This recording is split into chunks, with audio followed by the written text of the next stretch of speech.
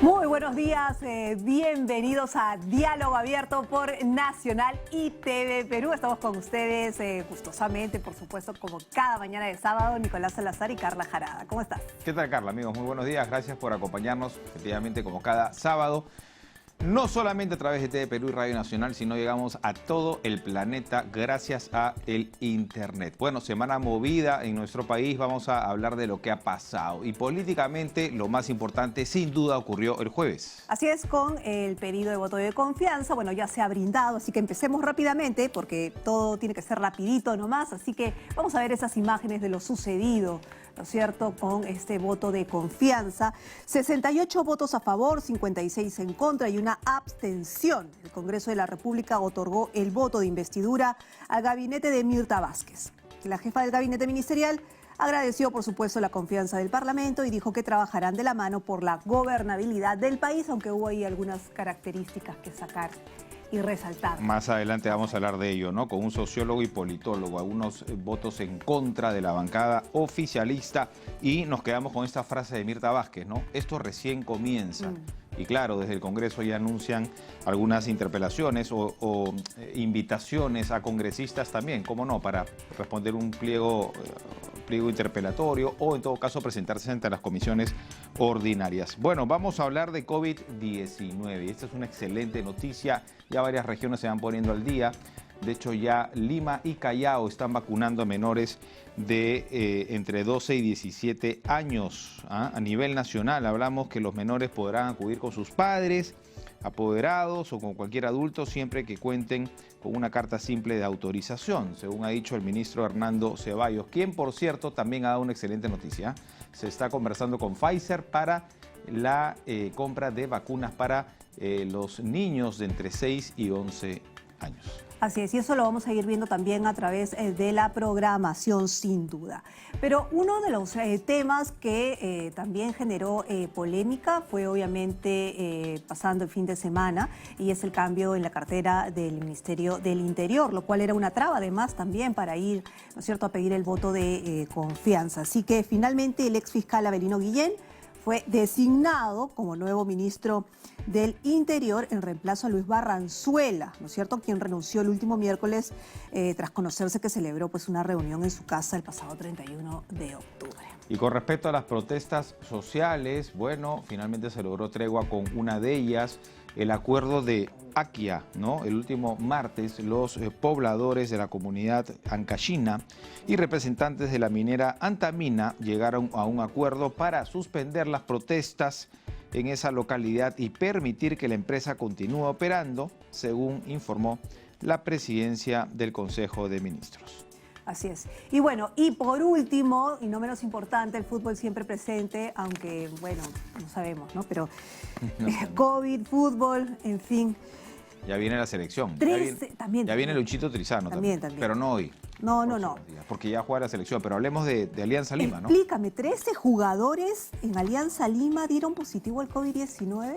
Así es, la información que aparece a puertas de disputarse la gran final ante el Sporting Cristal, ¿no? El equipo blanquiazul afirmó que los jugadores permanecerán en cuarentena, confía en que puedan llegar para el partido ante los rimenses. Bueno, vamos a ver, en el contexto también de las críticas contra Jefferson Farfán, ¿no?, por haber celebrado su cumpleaños, por aparentemente no haber cumplido los protocolos, ¿no?, los protocolos sanitarios y los protocolos que dicta el fútbol peruano, que señalan en Alianza Lima que era su día de descanso y que todavía falta mucho para la final. Bueno, esa es la noticia en el ámbito deportivo. Bueno, nos están apurando, ya tenemos a nuestro invitado ahí en pantalla, así es que lo saludamos rápidamente. Estamos con el sociólogo y politólogo de la Pontificia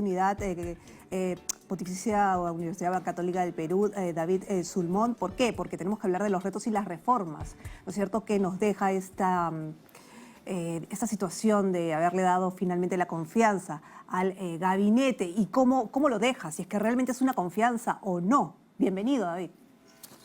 ¿Qué tal? Buenos días, encantado de estar con ustedes. Bueno, confianza es una palabra muy potente, ¿no? Habla de seguridad, habla de apuesta, ¿no? habla de confianza precisamente en toda su dimensión, ¿no? Pero luego han venido, David, algunas ya intenciones de llamar o interpelar a algunos ministros. ¿Cómo se relacionan ambas cosas?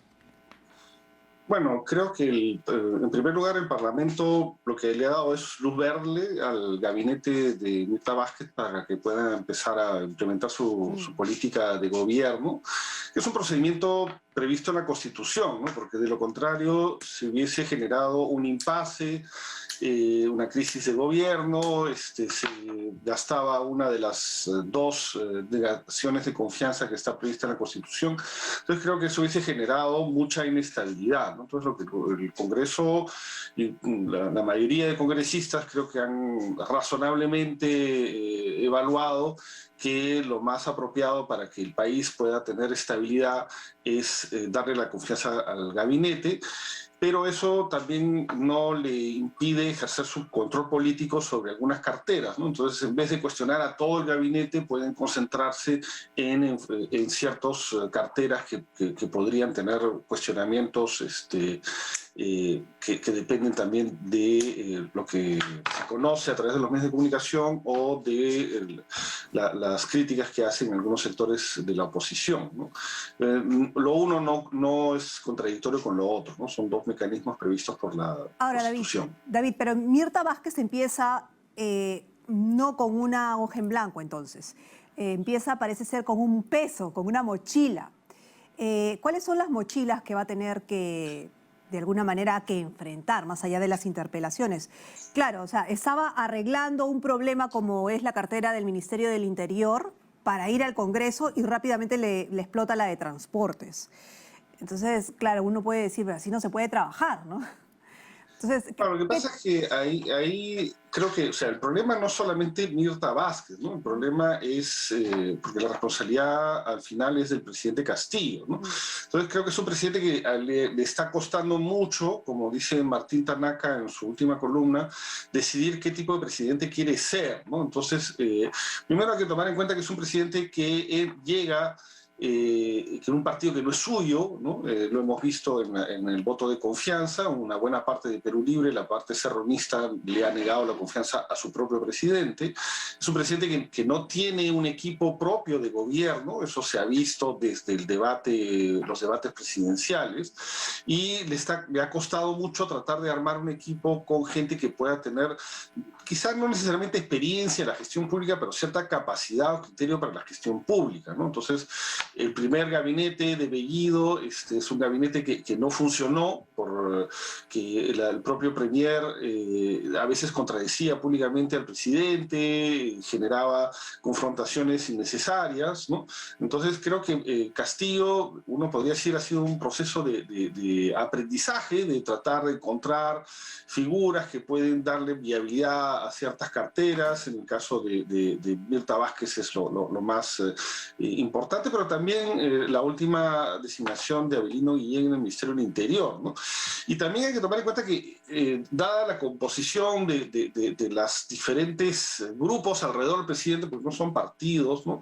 El gabinete no es un equipo coherente, los ministros no necesariamente se conocen entre ellos, entonces lo que queda por adelante es ver, bueno, hasta qué punto pueden construir un equipo de trabajo más o menos coherente, ¿no? Que se vayan conociendo y se vayan limando ciertas aristas.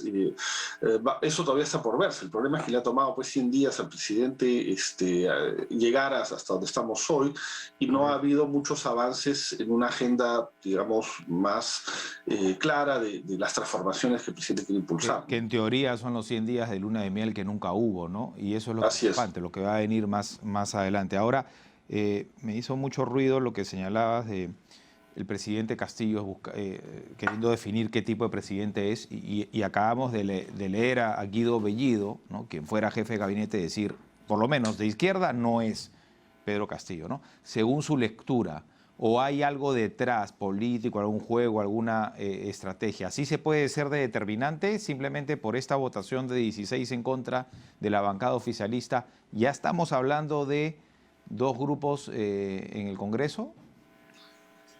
Bueno, al parecer la bancada de Perú Libre se ha partido en dos, ¿no? Hay un ala serronista que ha perdido poder en estos 100 días porque básicamente no ha demostrado, me parece, la gente que el serronismo puso en el gabinete, Bellido para empezar, pero también ministros como el ministro de Cultura, que no es de Perú Libre, pero fue más o menos sugerido por esa ala, que no han podido demostrar capacidad de gestión, ¿no? O sea, y creo que eso el presidente más o menos se ha dado cuenta, ¿no? Y por eso ha hecho los cambios que ha hecho. El tema es que este aprendizaje nos cuesta a todos, ¿no?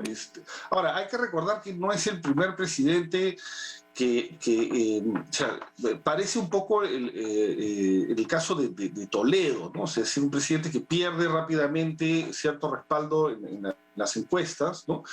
Toledo, a estas alturas de su presidencia, a los 3 meses, más o menos tenía niveles de aprobación parecidos a los de Castillo, habiendo inaugurado su presidencia con incluso porcentajes mayores. Pero algo que caracterizó al gobierno de Toledo es que más o menos como que dejaba trabajar a su gabinete, ¿no?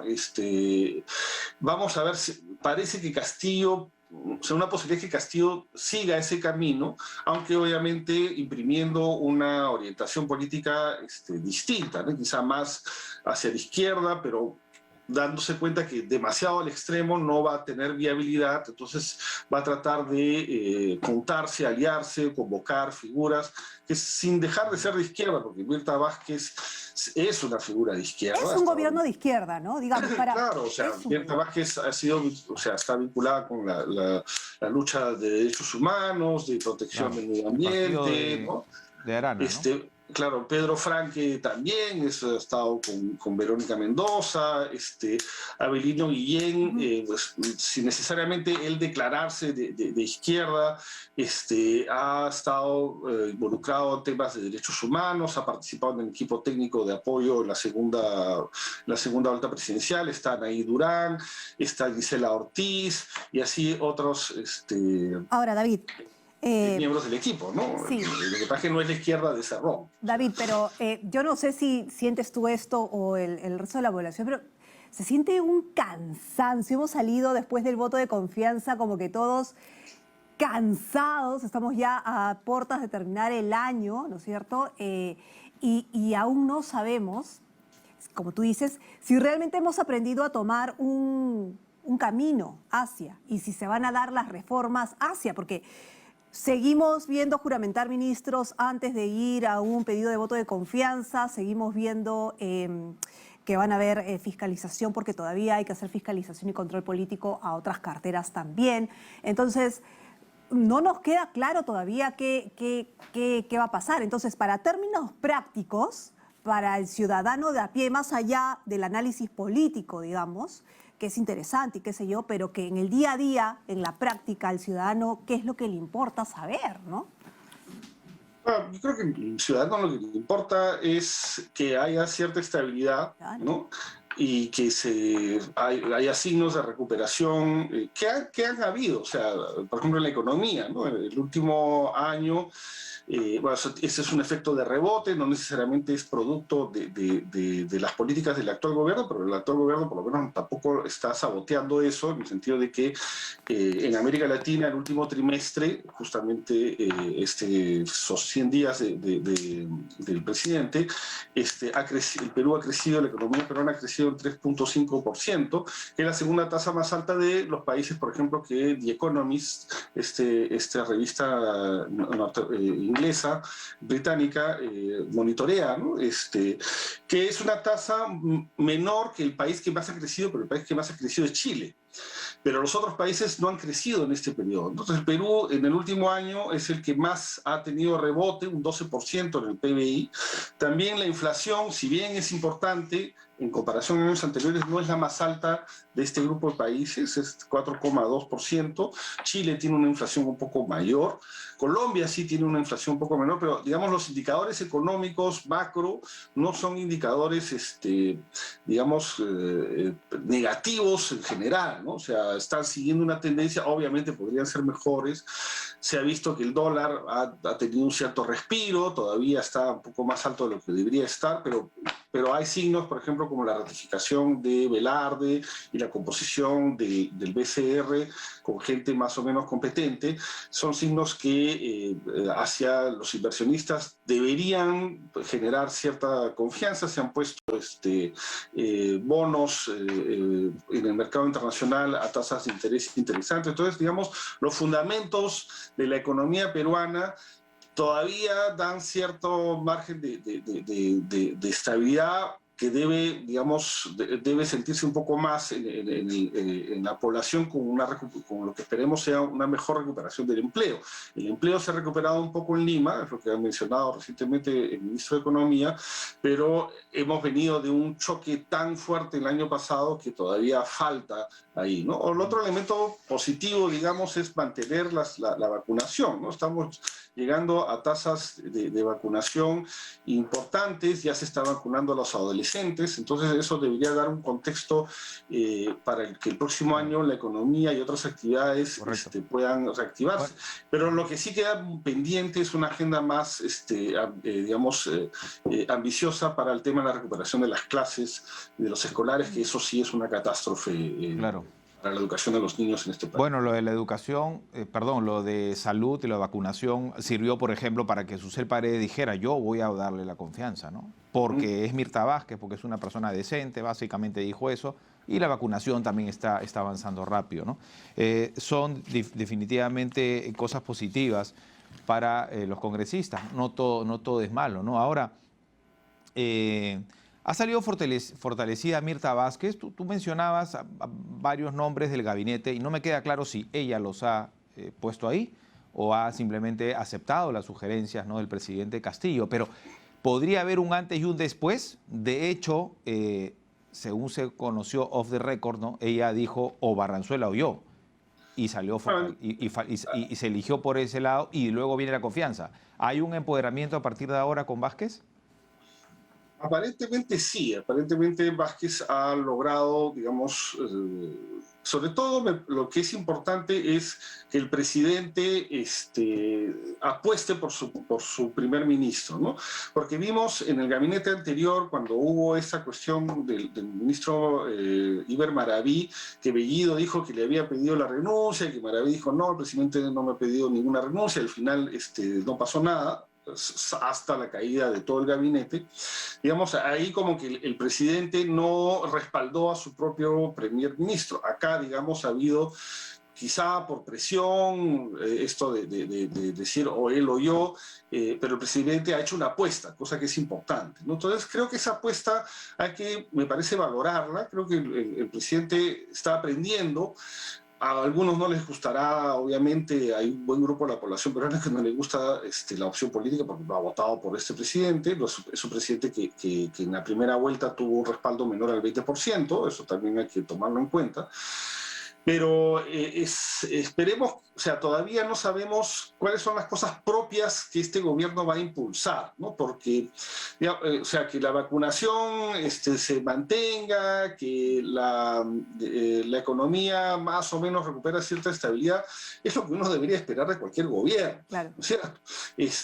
Ahora, un gobierno de izquierda, de centro izquierda, o de izquierda moderada, lo que llamemos, que parece que es un poco lo que podría expresar este gabinete Vázquez, que dadas las antecedentes que tenemos, o sea, es un cambio, sí, en la línea política del gobierno, ¿qué va a ofrecerle al país, ¿no? O sea, por ejemplo, bueno, se habla de reforma tributaria. Eso es lo que iba.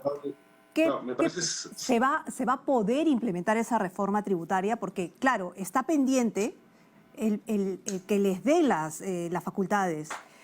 Todavía en el Congreso no sabemos si les van a dar, ¿no es cierto?, estas facultades, porque si con las justas han podido lograr no sé si con las justas, pero si ha sido difícil de alguna manera que les den el voto de confianza, ahora las facultades se las darán, teniendo en cuenta que hay, digamos, una discusión respecto a que si es pertinente, si es el momento de llevar a cabo estas reformas. Yo creo que hay dos posibilidades, o que le den facultades o que se trate de negociar, pasar leyes de reforma tributaria en el Congreso. Eso obviamente es más complicado, pero es una posibilidad. Pero me parece saludable que se hable sobre el tema, se debata, o sea, ya no estamos debatiendo de si tal ministro tal cosa, o la tema de coyuntura, de si Cerrón, qué sé yo, sino, bueno, necesitamos una reforma tributaria, cambiar la tributación. El Perú en América Latina tiene una tributación que es mucho menor del promedio. Entonces, eso, digamos, genera problemas en general estructurales al Estado para atender una serie de cosas, por ejemplo, el tema de salud. Entonces, es un debate que me parece saludable. Otros temas que uno tendría que ver son cosas, por ejemplo, que la primera ministra ha mencionado esta semana a raíz de los conflictos mineros. Se necesita un sistema de gestión de los conflictos mineros. No podemos estar de bomberos a cada rato. ¿Qué tanto se puede avanzar en eso?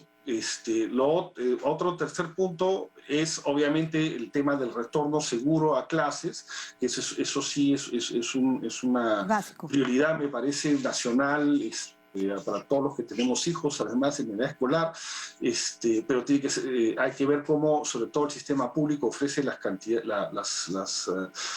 garantías para que haya agua, higiene, etcétera, para que el retorno sea seguro. La vacunación está avanzando, por lo menos los estudiantes de secundaria deberían estar vacunados, además de los profesores.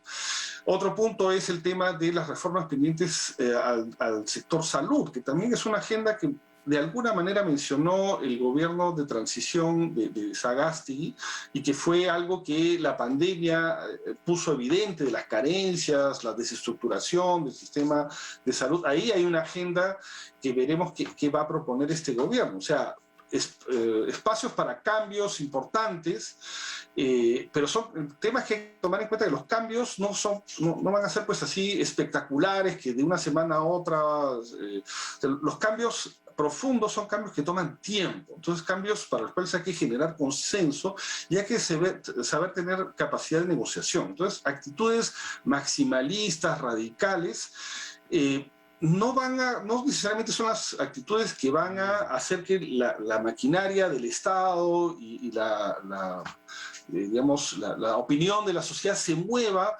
hacia apoyar reformas que pueden ser importantes desde una agenda de izquierda, o sea, tomando en cuenta de que esto es un gobierno que quiere ser de izquierda, ¿no? Reforma tributaria, una expansión de un sistema de salud público más eficiente, más justo, correcto, más equitativo, gestión más adecuada de conflictos sociales, el tema medioambiental. Ahí hay una agenda de trabajo sobre la cual todavía no sabemos con detalles qué cosa quiere hacer este presidente, ¿no? Claro. Y para ir finalizando, ¿por dónde podría moverse este gobierno para tener cierto éxito, ¿no? Por ejemplo, en el caso de Humala destacó por los programas sociales, ¿no? Este gobierno, ¿por dónde podría, o sea, sacando ya todo el tema de salud y de educación, que por cierto el ministro de Educación no da avisos de que por ahí se pueda solucionar el tema de las clases, sacando eso y en medio de una crisis económica también, ¿no? ¿Por dónde podría ser? ¿Por dónde podría ir donde empiecen a caer un poco de, entre comillas, votos a favor, ¿no? Popularidad, que lo deje a este presidente, a este gobierno, que les dé un poco más de estabilidad, un poco más de oxígeno, digamos?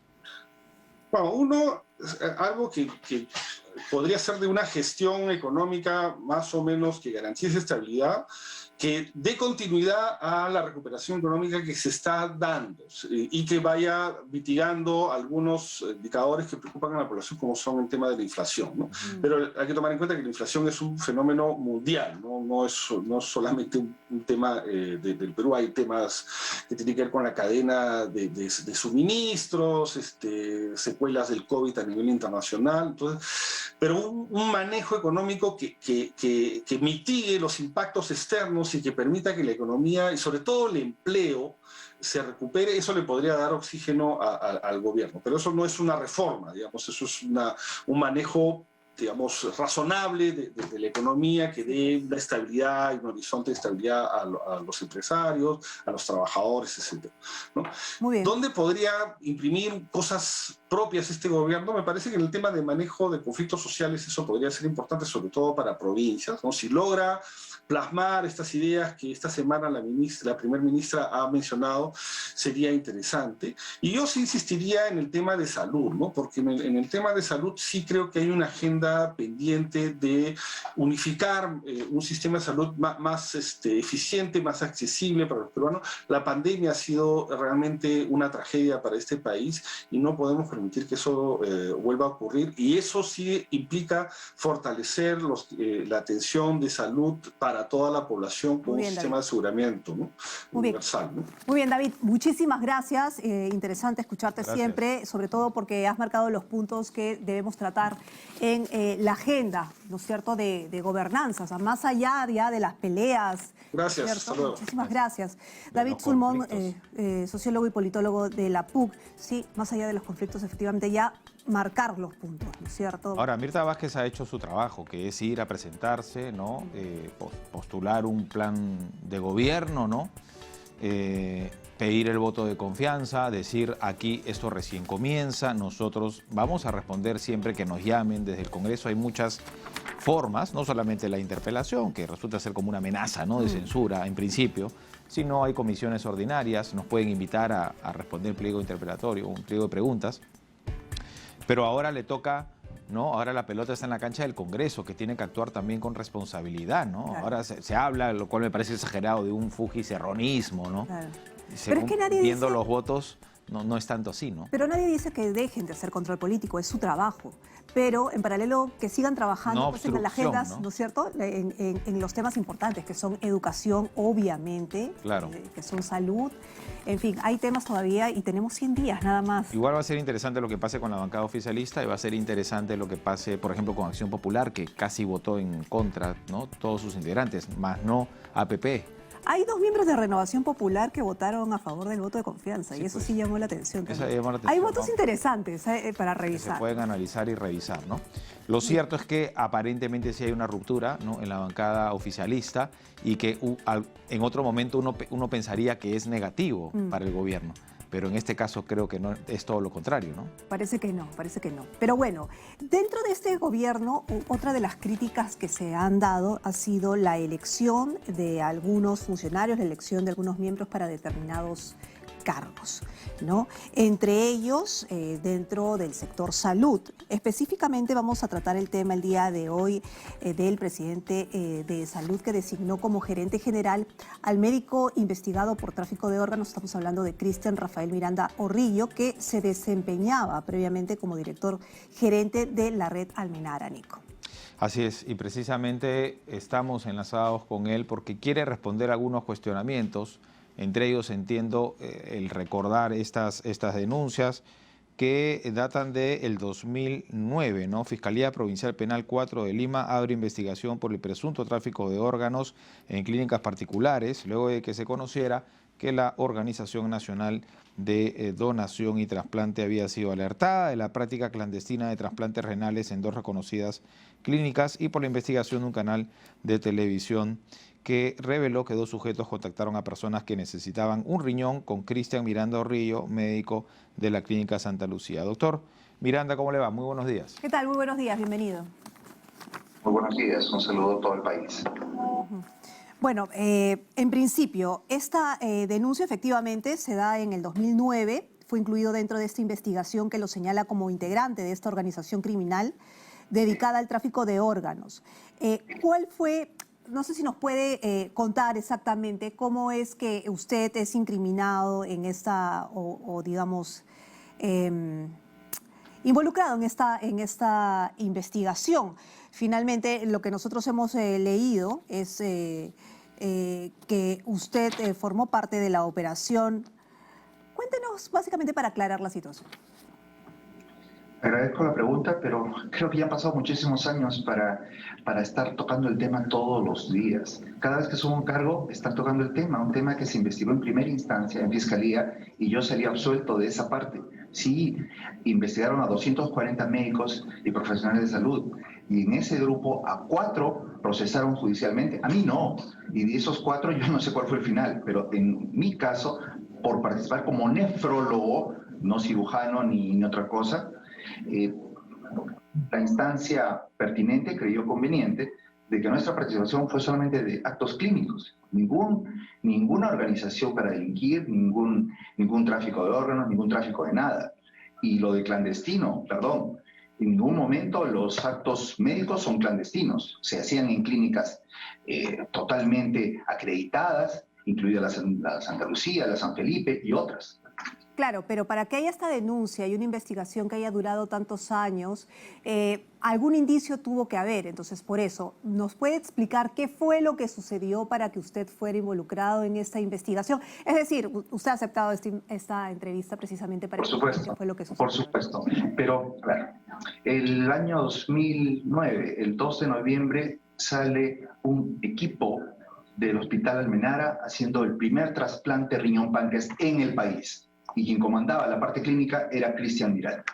Y qué coincidencia que 5 días después o 4 días después sale que traficaban con órganos, cuando yo nunca he tenido una actitud negativa ni delincuencial. Yo nunca he tenido un proceso ético, administrativo, penal, policial ni judicial. ¿Me investigaron? Sí, cualquier persona puede investigar, pero créanme que en la primera etapa, y tengo la documentación correspondiente, y por eso pude asumir el cargo que tuve, no solamente los actuales. He sido presidente del Cuerpo Médico el año 2012, director general de la Academia Peruana de Salud el 2014, presidente de la Academia Peruana de Salud en 2016. Estamos hablando, director general del Fondo Editorial del Colegio Médico. Estamos hablando de que el gremio médico, la comunidad médica, en todo momento me ha dado el apoyo, no solamente cargos de responsabilidad, sino también... Doctor, lo entendemos, pero queremos conocer el hecho concreto. ¿Qué fue lo que sucedió ese día, digamos, ¿no es cierto? Porque según lo que he leído, por lo menos en la denuncia, es que ese día de la operación, por lo menos se sabía que se estaba dando esta operación, que el donante estaba recibiendo dinero y que en algún momento usted pidió en documentación explícita que se diga, por favor a mí pongan en este documento que yo no estoy recibiendo nada. Entonces, queremos saber qué fue exactamente lo que sucedió con esa operación para ver si es que entra o no entra en investigación de tráfico de órganos. No. La clínica Santa Lucía estaba siendo acreditada ante el órgano competente, la ONT, en su momento. O sea, nosotros estábamos presentando la documentación para acreditar, para hacer los trasplantes. O sea, ¿dónde estamos hablando de delito? ¿Dónde estamos hablando de delincuentes que hacían las cosas en el marco legal? Okay. En ningún momento. Y lo que dice ahí es falso. Yo en ningún momento he ofrecido, ni he recibido, ni he promocionado. Tanto así que la Fiscalía, cuando investiga la totalidad de los casos que se hicieron, encontró de que mi participación fue solamente clínica. Por eso fui exceptuado de cualquier investigación posterior o de proceso judicial que sí hubo para 4 o 5 colegas, tengo entendido. Doctor, y usted regresa a De Salud en este gobierno, ¿verdad? Falso. Yo nunca me he ido de salud. Yo nunca he sido procesado ni he tenido ningún proceso administrativo. Tengo 25 años en De Salud y es la razón por la que estoy... Ha seguido usted como nefrólogo entonces en De Salud, pero cargo administrativo recién ahora con este gobierno. Yo he trabajado como nefrólogo, he trabajado como trasplantólogo, he trabajado como auditor, he trabajado como especialista en educación médica continua, en muchos cargos. O sea, en ningún momento he sido procesado ni retirado, como alguna vez maliciosamente se dijo. Correcto. Y en esta oportunidad la prensa también hablaba de que yo había renunciado. Yo nunca renuncié porque no tendría por qué hacerlo. Bueno, esta entrevista es para eso, porque usted, obviamente, para que aclare estas denuncias. Pero quiero ir más allá con respecto al cargo que hoy ostenta, ¿no? Porque en septiembre vuelve digamos, en el cargo administrativo como gerente de la red Almenara y ahora como gerente general, que es un puesto muy difícil, ¿no? Además en la coyuntura. ¿Y qué relación tiene usted con el titular de la institución, con el señor Kawapoma? Nosotros lo que intentamos es seguir la línea del maestro Pedro Castillo, nuestro presidente. Al doctor Mario Kawapoma, yo tuve la oportunidad de conocerlo recién cuando postulé al cargo, cuando me propusieron en el cargo. La línea que yo he visto en estos casi 6 semanas con las que he trabajado y los últimos 100 días, tanto del gobierno como de Mario Kawapoma, es que es una persona que se dedica a hacer el bien. que trata de impulsar que todos trabajemos en un norte para que el asegurado tenga calidad y calidez, para que nosotros podamos cambiar la pésima imagen que tiene salud. ¿Por qué no hablamos de las medicinas y los insumos que se han comprado para 80 años en la gestión anterior? Y no todas, por supuesto, porque si tendríamos un sobrestock de todo estaríamos muy bien. Pregúntenle al asegurado que no tienen medicina, pregúntenle al asegurado que no tienen citas oportunas, pregúntenle al asegurado ¿Cuál es, doctor, 4 o 5 meses. cuál es la visión? Cambiarlo. Mario Carguapoma desea hacerlo. Ok, ¿cuál es la visión del maestro Castillo que usted está justamente planteando y por eso quiere trabajar con ellos? Porque se habla de la unificación, ¿no es cierto?, de la seguridad social. Entonces, ¿cuál es ese objetivo? ¿Cuál es la visión de trabajo? El maestro Pedro Castillo ofreció algo muy importante: mejorar la salud, mejorar la educación, mejorar el agro. En salud nosotros lo estamos ayudando. En el próximo mes estamos inaugurando 5 hospitales. Dígame qué gestión en los 200 años de República ha podido hacer 5 hospitales en un mes. Eso es realmente elogiable, y la prensa desgraciadamente no lo saca, no lo menciona. Va a haber en Cantacallao, va a haber en Ventanilla, va a haber en Chao, va a haber en La Libertad, va a haber en descentralización de la salud, que es lo que se necesita. Estamos apuntando a la infraestructura, estamos apuntando a mejorar la calidad de atención. Tenemos enfermeras en este momento en el Hospital de Almenara que están yendo a buscar los problemas de los familiares de los pacientes, porque ustedes dicen con toda la razón del mundo de que no los atendemos con calidad. Pues ya estamos cambiando en el Revalidad igual, en el Sabogal igual, y en nuestras 30 redes tiene que hacerse. Bueno, doctor, ojalá que así sea. Ahora, usted considera por dónde y por qué motivos los que usted considera, entiendo por sus palabras, ataques, ¿no? Cuestionamientos injustos. ¿Por qué? ¿Por qué razón? Usted, por cierto, ¿tiene alguna relación con Perú Libre, con el presidente Castillo, o recién también lo conoce? No tengo ninguna relación con Perú Libre, siempre los he respetado y siempre he considerado que es una agrupación política de avanzada, pero yo al maestro Pedro Castillo me encantaría conocerlo. Tengo referencias muy buenas de su persona y tengo pacientes que he atendido que me hablan que cuando él ha ido a Cajamarca, lo que les ha ofrecido ha cumplido. Lo mismo Mario Carguapoma y lo que estamos haciendo nosotros. Yo quiero decir que estando un mes en el cargo de la red Almenara, por el trabajo que hemos hecho, por el trabajo que hemos demostrado, estamos ocupando este cargo. Insisto, nosotros tenemos la creación de una nueva red asistencial en Ayacucho Sur, ¿no? La región Ayacucho. O sea, estamos descentralizando, atendiendo más de 15.000 asegurados. Ahora, pero el señor Carguapoma tiene cuestionamientos también. Pero ninguno comprobado. O sea, a cualquiera lo puede investigar. Y además, seamos conscientes de que la prensa muchas veces es injusta, ¿no? Ahora, solamente para finalizar, usted ya debe saber que el principal deudor, ¿no?, de salud es el Estado, ¿no? O sea, hay muchos recursos ahí que puede obtener, ¿no? Eso, imagino, lo ha hablado con el señor Carguapoma y lo hablarán con el presidente Castillo. Por supuesto. De toda la deuda, nos llama la atención que SUNAT administra nuestros fondos y no cobra a nuestros deudores. Cuando uno se atrasa en una deuda, SUNAT inmediatamente está encima de uno. ¿Por qué no está encima de las empresas? Eso es lo que tenemos que conversar con ellos y sentarnos en una mesa. ONP nos ha ofrecido 270 predios, la ONP, para ponerlos a disposición, para convertirlos en centros médicos, en centros asistenciales. Eso está apuntando la gestión del doctor Mario Carguapoma a pedido del señor presidente Pedro Castillo. Vamos a mejorar, denos tiempo, por favor, denos tiempo, denos una tregua. Queremos hacer que salud sea la primera institución que otorga servicios de salud en América Latina. Estamos trayendo tecnología de punta. Estamos hablando de traer los bioimpresoras 4D. Estamos hablando de traer los... Uy, parece que tenemos problemas con la señal. Se ha quedado congelado. Pide tregua, en todo caso, el gerente de salud, ¿no? Que los dejen trabajar y, bueno, nombrando una de las... o varias de los anuncios que se vienen, ¿no?, para la institución. Muy bien, muchísimas gracias entonces a Cristian Rafael Miranda-Orrillo, ¿no es cierto? Ustedes han escuchado, ha dado su testimonio respecto a los cuestionamientos. Los descargos, correcto. Vamos a hacer una pausa, hablemos con más en Diálogo Abierto, no se muevan.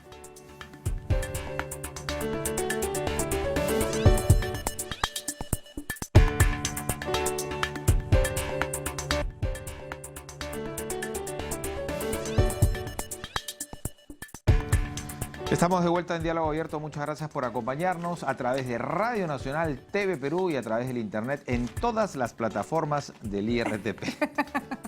Todo el planeta. En todo el globo. Todo el planeta. Más de 70 estaciones. Ah, mira, ya ves, ya le está gustando a nuestro productor. Claro, 70 estaciones, ¿no? Sí, Muy sí, bien. sí. Y seguimos avanzando, por supuesto. Bueno. Poco a poco, poco a poco. Queremos avanzar o en todo caso retomar, ¿no? Ya creo que es un clamor, ¿no? Sobre todo de los padres de familia, y creo que cualquier especialista en la materia, claro. una necesidad, 600 días sin clases, ¿no? Los chicos, y sobre todo viendo que la vacunación avanza, ¿no? Y queríamos consultarle, ante todo le damos la bienvenida a Omar Neira, que es experto en salud pública. Omar, ¿cómo estás? muy buenos Bienvenido. días. No vemos un discurso, no vemos una misma línea, ¿no?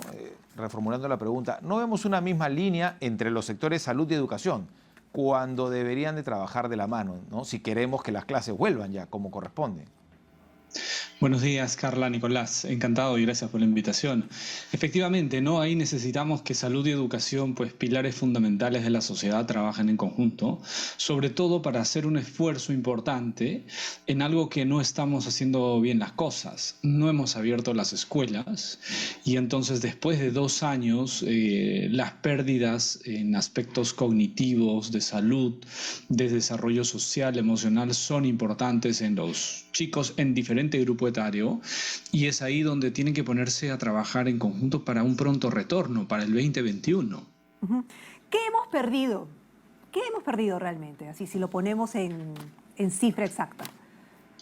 A ver, vamos por lo más fácil que es en cuantificar, en aspectos cognitivos. Estudios de investigación en el mundo, hay uno en Holanda, uno en Estados Unidos, han cuantificado que los chicos en Estados Unidos hoy tienen capacidad de comprensión lectora, los chicos de cuarto como si fuera de 2, de segundo grado, de primaria. Estamos hablando en un país donde no hubo un cierre como el que hemos tenido ahora. Eso es cuantificable. En Holanda se mide cada 6 meses el nivel educativo, algo así como las pruebas PISA, y cuantificaron que se había reducido enormemente por 3 o 4 semanas de cierre. Entonces, si eso lo traemos al Perú después de 2 años, con las dificultades tecnológicas que tiene nuestro país, hablamos de los colegios públicos, de los que menos tienen, de provincia, ¿no? No de los colegios privados que posiblemente han logrado reinventarse. Y entonces, en términos cognitivos, las pérdidas son enormes. Vamos al tema de salud, que es ahí donde de repente no podemos recuperar lo perdido, porque en lo cognitivo de repente haremos clases, solucionaremos, haremos mucha capacidad de poder reinventarnos y algo se puede recuperar. Pero en términos de salud, los más pequeños, si alguien tenía 3 años, hoy tiene 5, los pequeños no han tenido capacidad de interactuar. Freud decía que en esta primera etapa de los primeros 5 años, las personas o los niños desarrollamos toda la capacidad emocional, la inteligencia emocional, la capacidad de manejar conflictos, frustraciones, pues con nuestros pares. Y eso nos está dando. Y entonces tenemos generaciones que tendrán problemas en su desarrollo socioemocional. Y esto pareciera que no es recuperable. Omar, y de ahí nos vamos a temas de salud, ¿no? Importantes. Perdón, si me permites hacer un apunte en este tema socioemocional. En un año y medio, ¿se pudo cambiar ello? Es decir, la temática, la metodología, ¿se pudo trabajar mejor las clases virtuales o es imposible si no es presencial? La evidencia hoy muestra que las clases virtuales como las hemos llevado acá no han funcionado. Hoy prácticamente no se discute si funciona o no las clases virtuales, por una razón.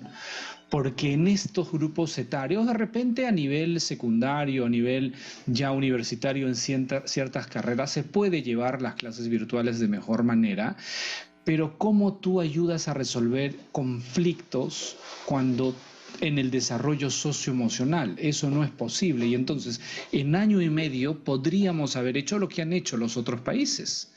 Por lo menos tener actividades al aire libre. Claro.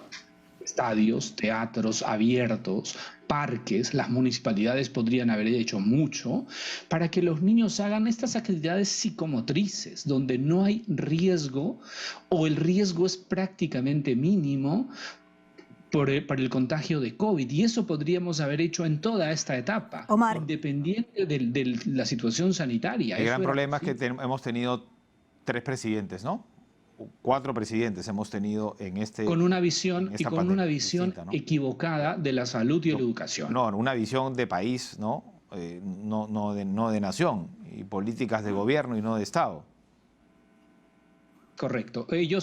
Para ellos, ni la salud fue manejada adecuadamente, por eso somos el país con el mayor número de fallecidos del mundo. O sea, eso es real, eso es cuantificable, y en términos educativos, incluido el presidente actual, no le están poniendo la prioridad que merece, porque todas las demás actividades de la sociedad están funcionando hace meses, todas, Nicolás. Dime una que no funcione. Ahora, y la que no funciona es educación. Omar, cuando tú hablabas de los temas cognitivos y el tema salud mental, básicamente, ¿no es cierto? Y todo este tiempo que hemos perdido, ¿cómo se va a ver traducido en el tiempo? Porque son 2 años y parece, claro, decir que los niños son resilientes, que los adolescentes se recuperan rápido, es fácil. Pero, digamos, ¿cómo lo vamos a ver en el futuro? ¿Qué es lo que vamos a ver? Si nosotros adultos es difícil controlar ciertas cosas con la crisis que se vive, ¿cómo van a ser los chicos más adelante? Mira, nosotros los adultos hemos aprendido en nuestra etapa infantil a manejar todo esto. Nuestra etapa infantil fue de interacción, no teníamos mucha pantalla o no teníamos pantalla y vivimos una etapa, digamos, de oro, porque podíamos jugar con nuestros amigos y compartir, interactuar y aprender.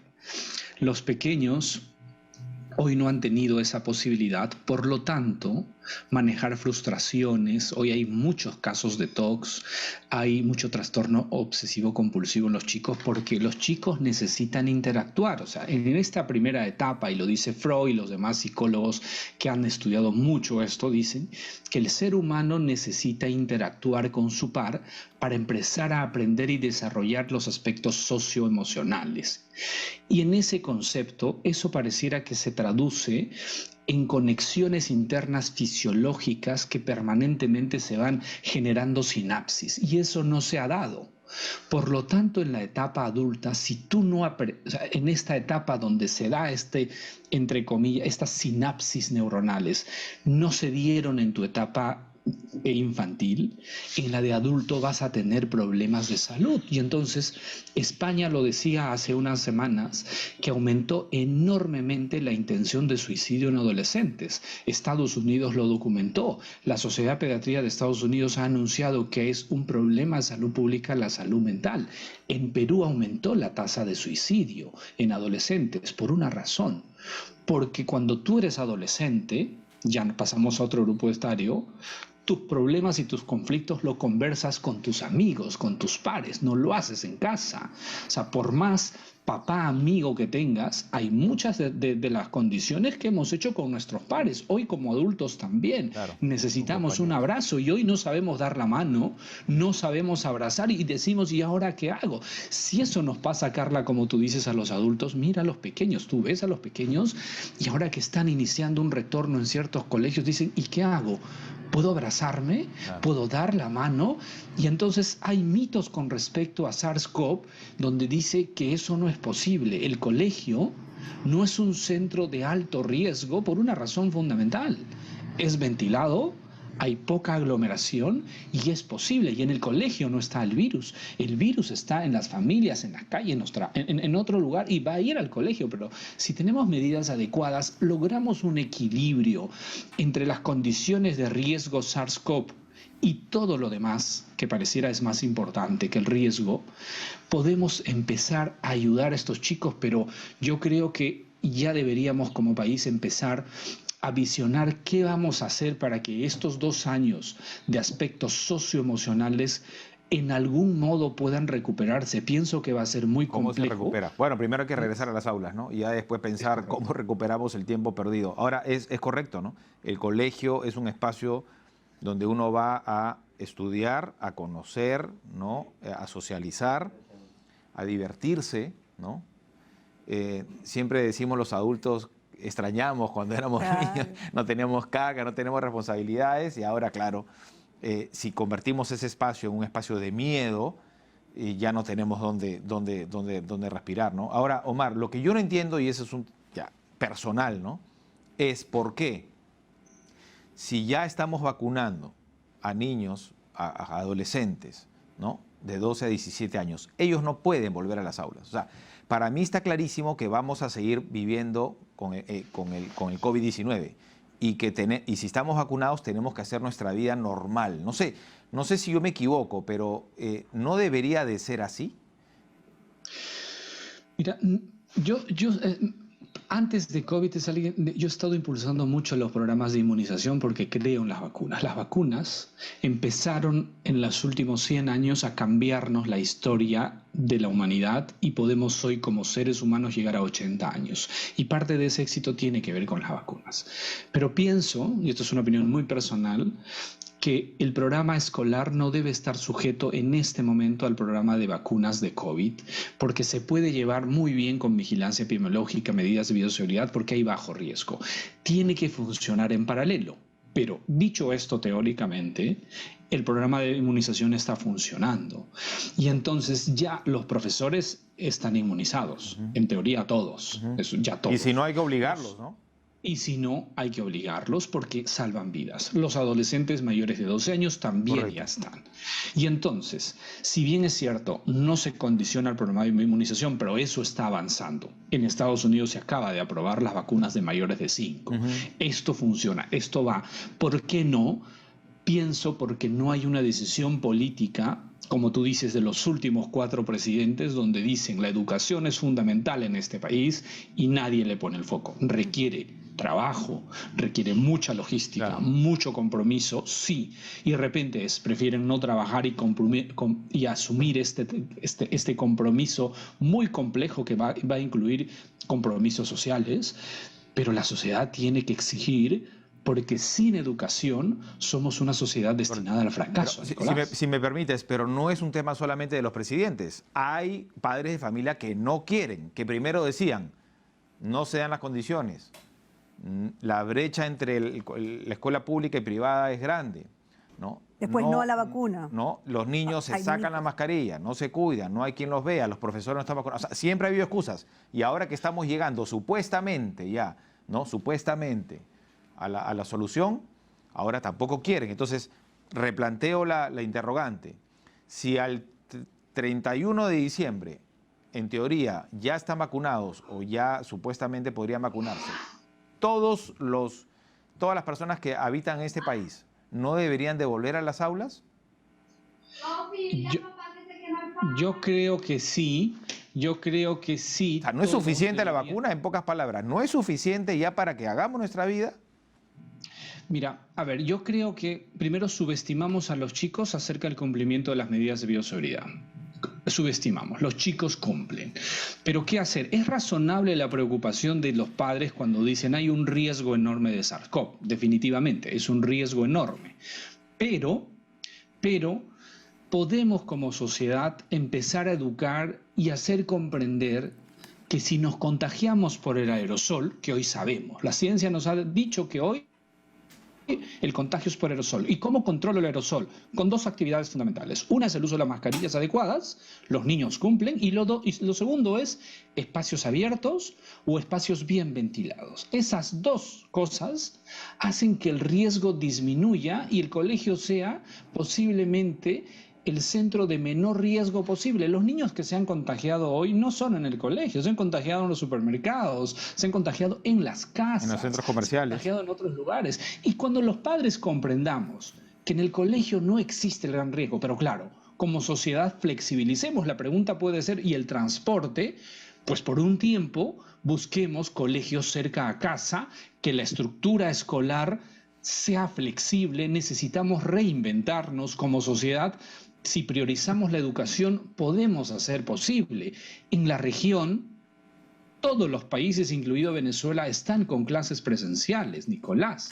O sea, todos los países. Y entonces, ¿por qué Perú no? ¿Qué es lo que tiene Perú que no sea posible? Yo creo que, además de la decisión política, necesitamos una campaña importante de educación para aprender a convivir con COVID. Creo que esa puede ser la clave. Si todos comprendemos en esta nueva etapa que hay que convivir, porque COVID no se va a ir el 2023, va a estar un tiempo más.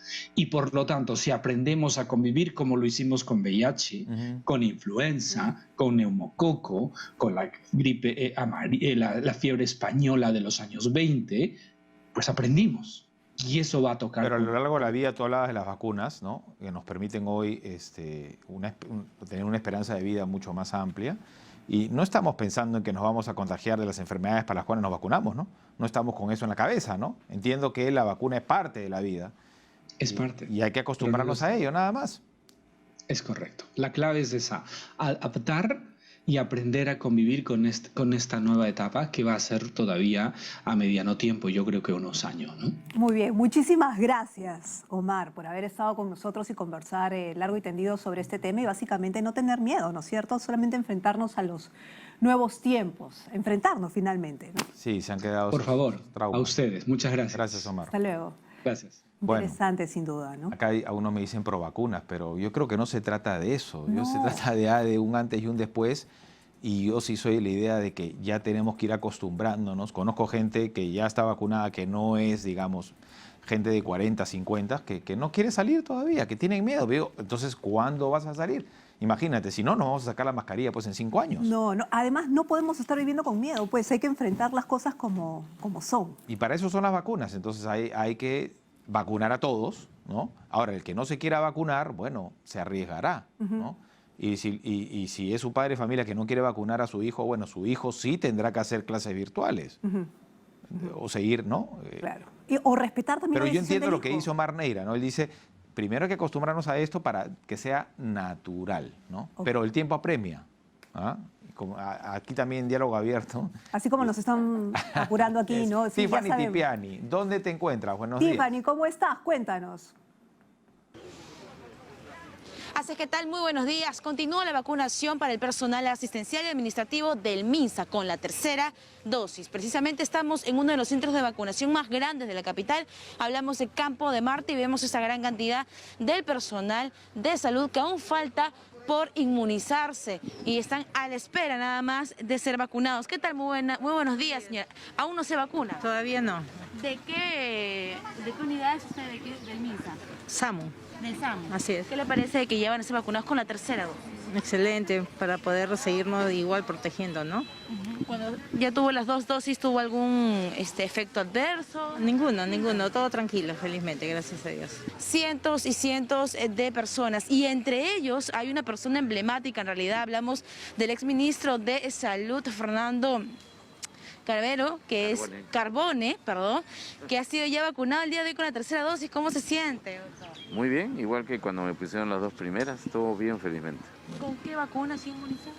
Ahora la que había es Pfizer. Pfizer. Anteriormente fue Sinopharm. Perfecto. ¿Algún mensaje a todo el personal de salud, a la población también, para que dé un ejemplo? Esto es un acto de vida, de amor a la comunidad y a la familia. No solo nos protegemos nosotros, sino a los demás.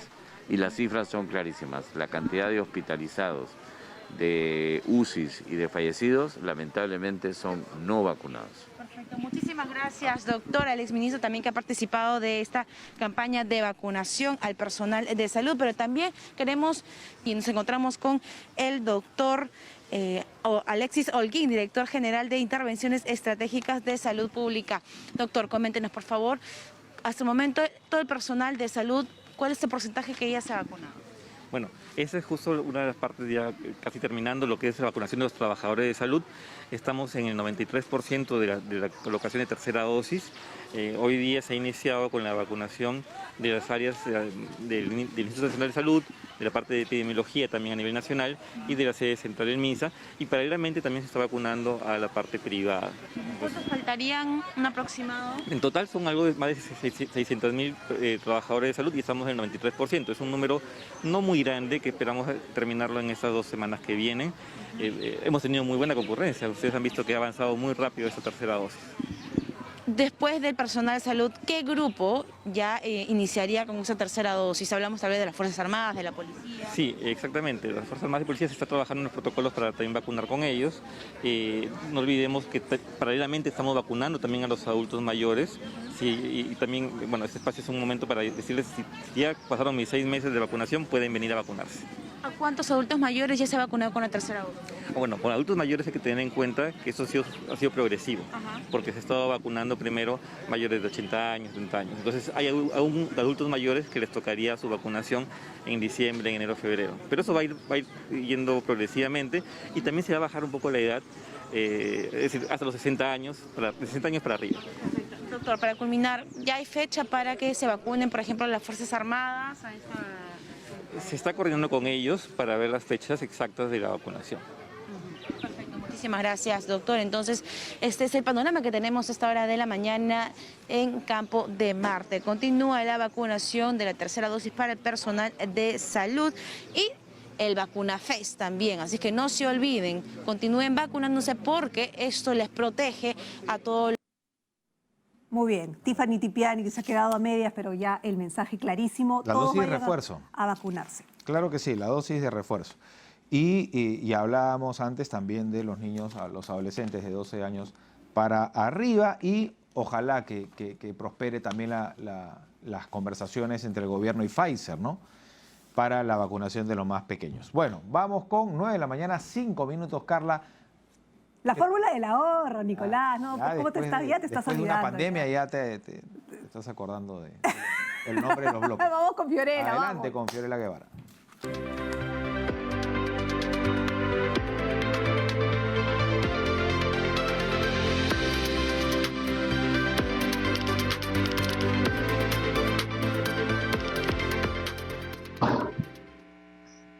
Buenos días, Nicolás. Buenos días, Carla. ¿Cómo están? Buenos días, señores asegurados y aseguradas. Hoy en la Fórmula del Ahorro vamos a seguir conversando acerca de los beneficios del Decreto Supremo 282-2021 EF, publicado el 16 de octubre del 2021, que es el reglamento de la Ley 31-301, el cual facilita el acceso a una pensión a los asegurados en el Sistema Nacional de Pensiones, además de la posibilidad de acceder a una pensión proporcional con 10 años y menos de 20 años de aportes, que ya hemos venido desarrollando en programas anteriores.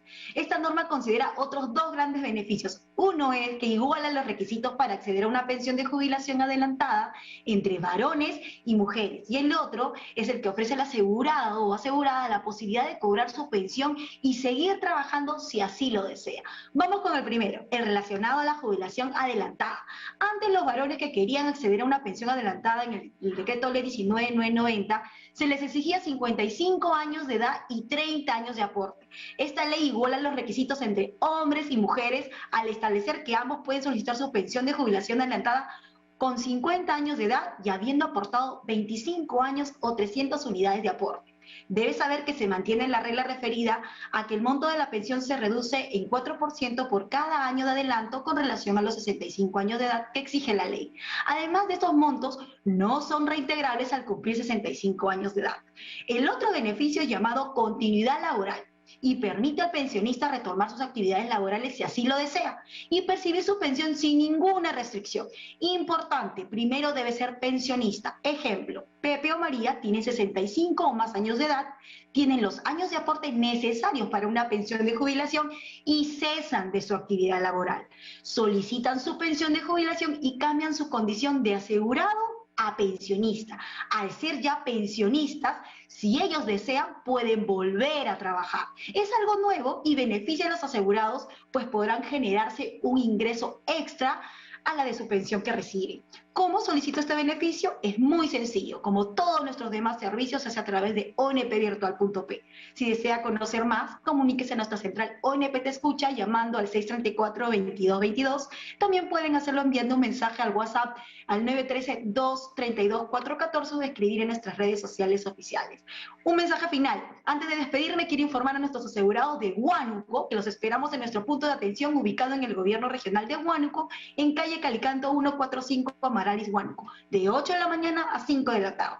Y algo muy importante, no se olviden que también pueden realizar sus solicitudes sin salir de casa a través de ONP Virtual, porque ONP se preocupa en el adulto mayor. Muy buenos días, Nicolás, Carlos.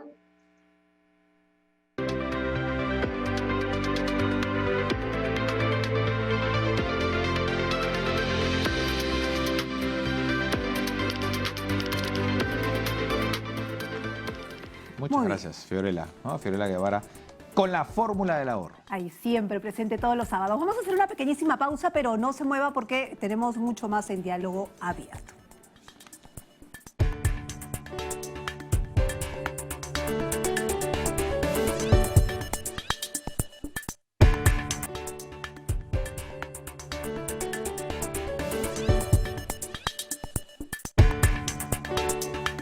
De la mañana con 13 minutos seguimos en Diálogo Abierto por Nacional y TV Perú. Bueno, hemos hablado de varias cosas, pero en sí sobre los temas que están planteados en la agenda de trabajo. Ya ha pasado los 100 días, ¿cierto?, del gobierno de Pedro Castillo, y uno de ellos, por supuesto, es la resolución de conflictos sociales. La conflictividad, ¿no? Hay muchísimos conflictos sociales en ciernes y no tienen que ver con este gobierno, en realidad tienen años heredados de años, ¿no? Minería, ¿no? Hidrocarburos, agricultura, en fin. Vamos a conversar sobre el tema precisamente con Raúl Molina, ha sido viceministro de Gobernanza Territorial. Recordemos que en la presidencia del Consejo de Ministros, muy buenos días ante todo, Raúl. ¿Qué tal? Bienvenido. Una oficina, muy buenos días, Carla y Nicolás, y a todos sus televidentes. Que debe abordar estos asuntos, ¿no?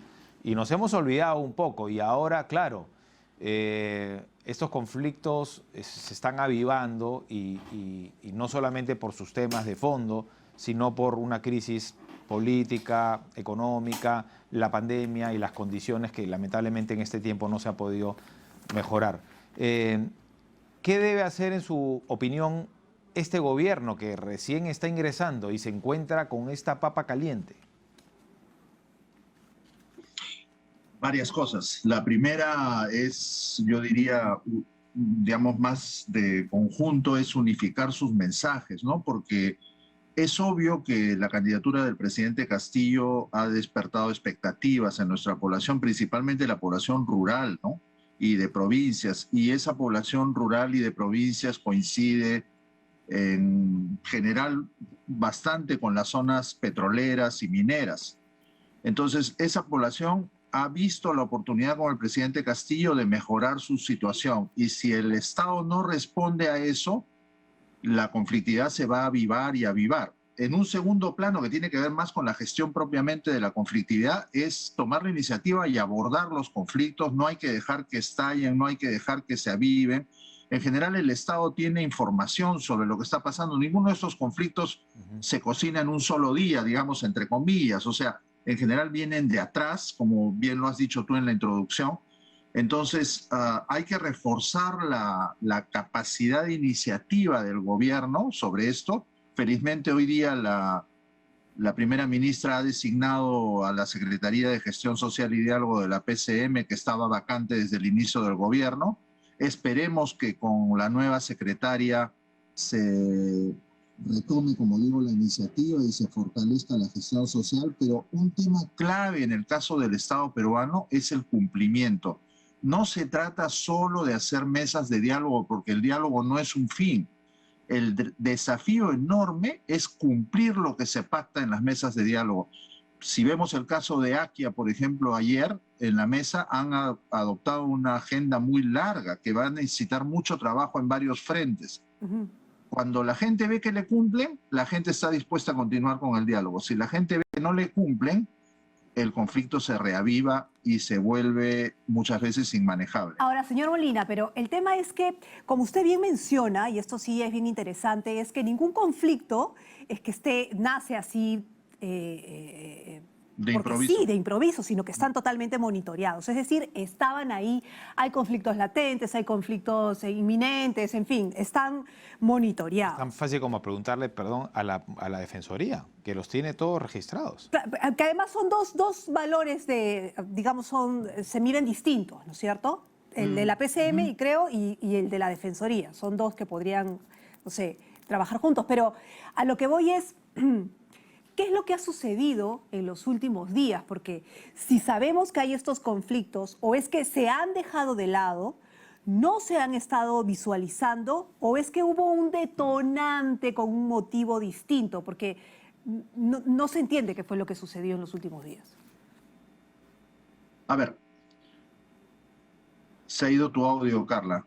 No te escuché el final. Ya, ¿hasta dónde no se escucha? Bueno, que los conflictos están ahí, monitoreados, ¿no es cierto? Pero de todas maneras, ¿qué fue lo que sucedió en los últimos días para entender un poco nuestra realidad? Porque si sabemos cuáles son los conflictos, ¿no es cierto? ¿Qué fue lo que sucedió? ¿Se desatendieron? ¿O hubo un motivo más detrás para que convulsionaran en esta época? A ver, yo creo que el periodo del presidente Sagasti, ¿se me oye bien? Sí. En el periodo del presidente Sagasti, él siempre fue muy enfático, y la premier de ese momento también, que se habían fijado determinados objetivos muy concretos, ¿no? La vacunación, llevar con transparencia el proceso electoral, y no querían expandir su agenda. Me parece que en ese periodo la gestión del diálogo social se enfocó más en contener que en resolver. No quiero abundar mucho en eso, pero digamos, dejemos una primera idea ahí, en contener los conflictos más que en abordar los procesos largos de resolver los problemas de fondo que estaban detrás. Lo segundo, ya lo dije, las expectativas que desencadenó el presidente Castillo durante la campaña. O sea, recordemos que en el corredor vial sur, en el corredor minero sur, en las 3 provincias involucradas obtuvo más del 90% de los votos. En los departamentos más típicamente del sur andino, desde Huancavelica hasta Puno, obtuvo más del 80% de la votación. Entonces hay una fuerte expectativa. Y tercero, yo diría que en todo este periodo inicial del gobierno del presidente Castillo ha habido una cierta pasividad para enfrentar los conflictos. Primero, no se había designado Secretaría de Gestión Social y Diálogo. Segundo, se debilitó bastante la Oficina de Gestión Social del Ministerio de Energía y Minas. Y en general, el gobierno no abordó de frente los conflictos. La manera de abordar esto es ir y encontrarse y acercarse con la gente. Espero que con la nueva designación se retome, como digo, la iniciativa y se comience a ir hacia la gente y no esperar que la gente nos llame con una expresión de violencia. Pero insisto, lo que viene después es cumplimiento. Cuando yo fui viceministro en la Secretaría de Gestión Social, se modificó la estructura interna y se creó una subsecretaría de gestión del cumplimiento. Eso es clave porque la capacidad de cumplir del Estado peruano es muy dudosa. Muchas veces se comprometen cosas y no se le cumple a la gente, y los compromisos se arrastran años de años.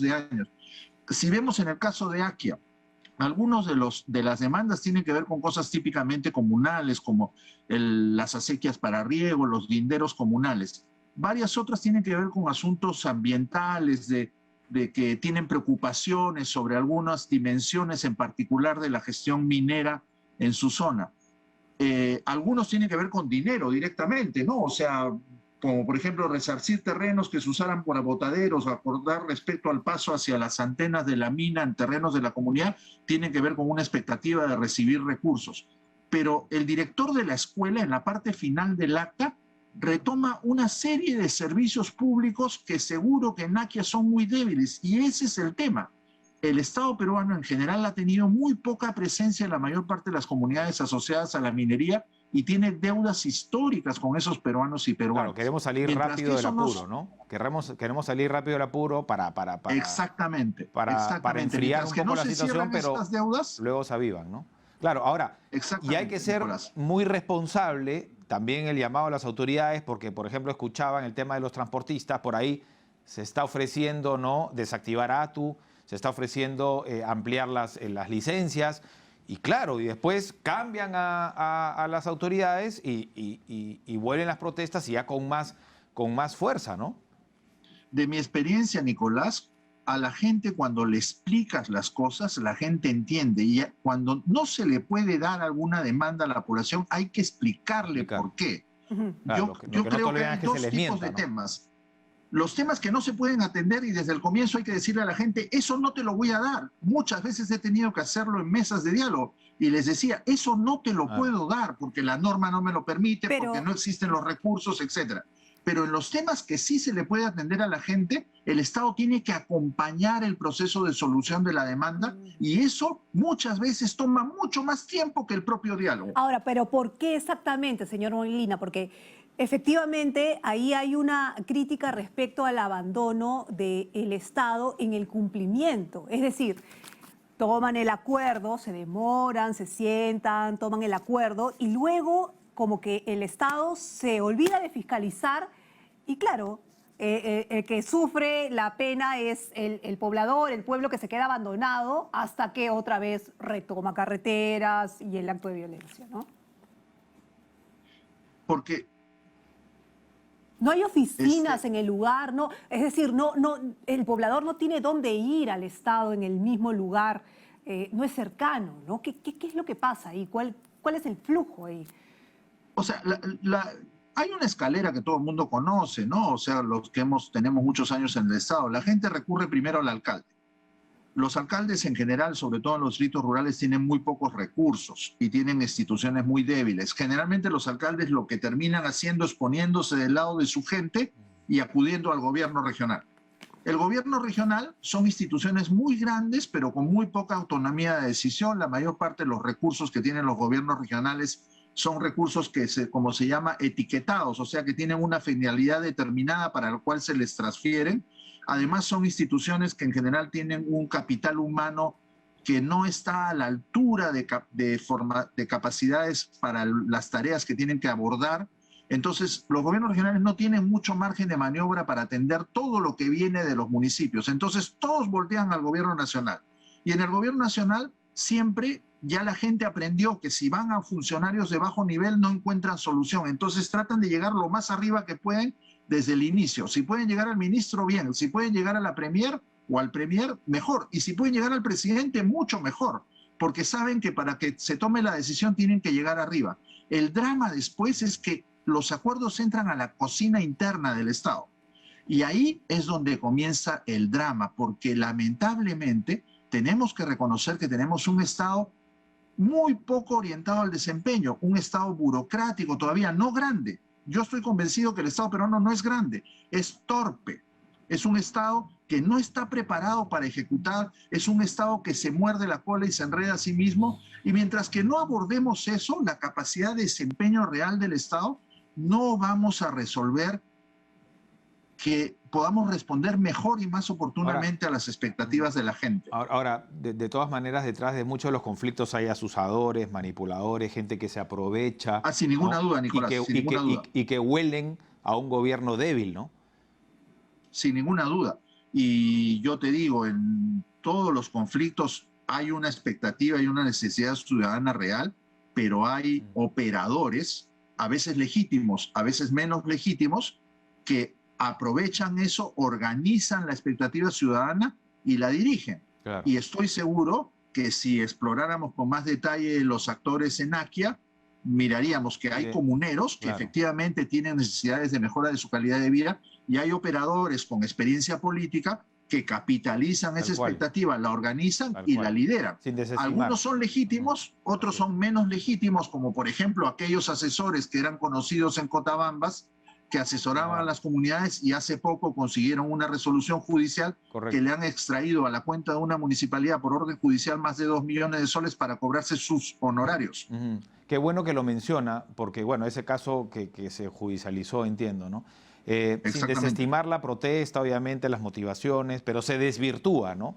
las movilizaciones. Y también creo que no es un buen mensaje cuando pasa lo que pasó en Akia o en otros conflictos donde se invade la propiedad privada, donde se ataca, donde hay vandalismo. Donde hay vandalismo, donde hay heridos. Y al final, ¿qué pasa? Llega una comisión multisectorial, ¿no? Se suspende la protesta, se da una tregua. ¿Y qué pasó con la violencia? ¿Qué pasó con los asusadores? ¿Qué pasó con las carreteras bloqueadas? Eso tampoco es un buen mensaje para el resto del país, ¿no? Sin ninguna duda, Nicolás. Lo que pasa es que nuestro país es una realidad muy difícil de gestionar porque tiene desigualdades e inequidades largamente arrastradas. No justifico la violación de la ley. Me cuesta mucho aceptar acuerdos como por ejemplo, ha habido en el caso de Akia y en muchos otros casos que me ha tocado estar, de que por favor retiren las denuncias contra las personas acusadas por los actos violentos. Claro, el principio de autoridad. En el caso de Guarmey, por ejemplo, con la propia Antamina, unos días antes hubo hechos muy violentos en el puerto de embarque de Antamina y hubieron algunos detenidos. Y una de las cosas que pidió la congresista que asistió a la mesa de diálogo de Akia fue, por favor, retire las denuncias de los detenidos en Guarmey. O la población que fue en Coracora después del incendio de aquel campamento hace unos días, a presionar a la policía para que suelten a los detenidos. A veces es difícil actuar. No podemos pedir que la poquísima guarnición de la Policía Nacional en Coracora resista a 200 o 300 pobladores.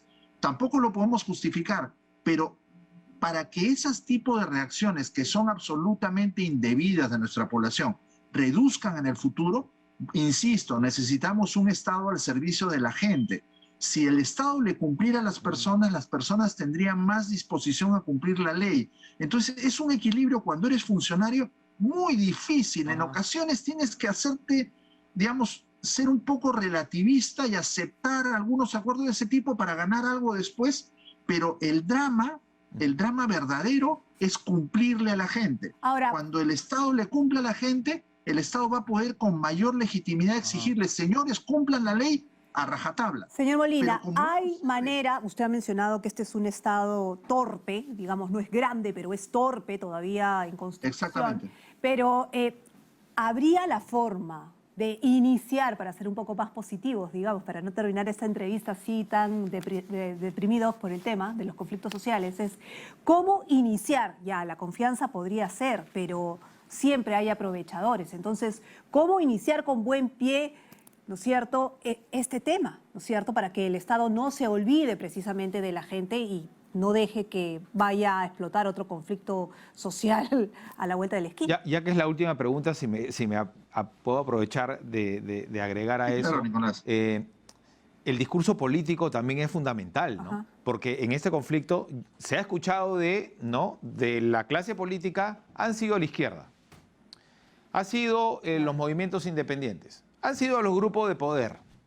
Entonces, no entendieron nada, ¿no? Definitivamente los que toman las decisiones en este país no entendieron nada, el fondo, el meollo del asunto. Así es, o sea, yo creo que, por ejemplo, a veces el gremio minero usa solo el argumento del imperio de la ley. Hay que cumplir la ley, hay que cumplir la ley. Yo creo que hay que ir un poco más allá. O sea, todos los peruanos tenemos que contribuir juntos al desarrollo de nuestros territorios más olvidados y poco a poco irá aumentando la disposición a cumplir la ley. No justifico el incumplimiento de la ley, pero tenemos que ir todos en función de reconocernos más como parte del mismo desafío. Y eso a veces no es tan obvio. Entonces cada uno se atrinchera en su posición y eso no ayuda a construir objetivos compartidos. Y lo segundo, y que está un poco detrás de mi posición a lo largo de esta entrevista, de una vez tenemos que atrevernos a abordar seriamente eso que llamamos eufemísticamente la reforma del Estado. No podemos seguir teniendo, por ejemplo, una descentralización que no hemos trabajado seriamente con gobiernos regionales muy débiles y muchas veces municipios aún más débiles. Entonces el Estado no tiene capacidad de satisfacer las expectativas de la gente en el territorio y todo viene al gobierno nacional.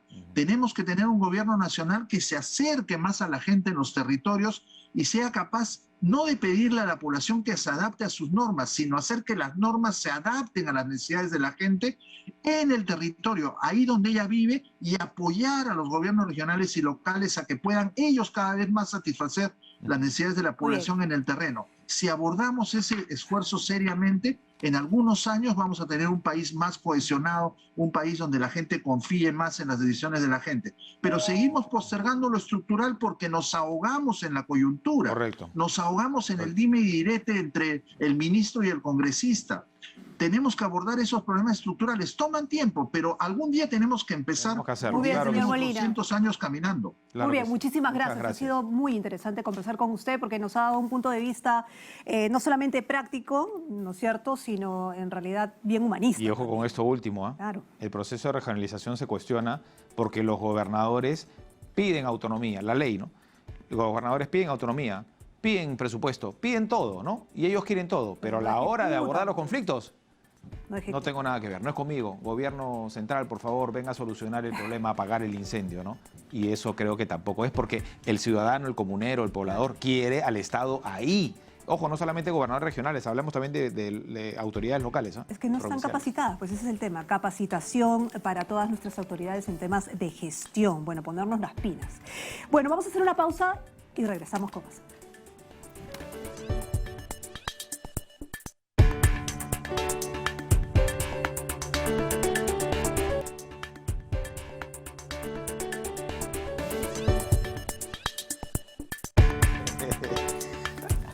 Nueve de la mañana con 37 minutos, seguimos en diálogo abierto. Y, señor editor, vamos al centro, por favor.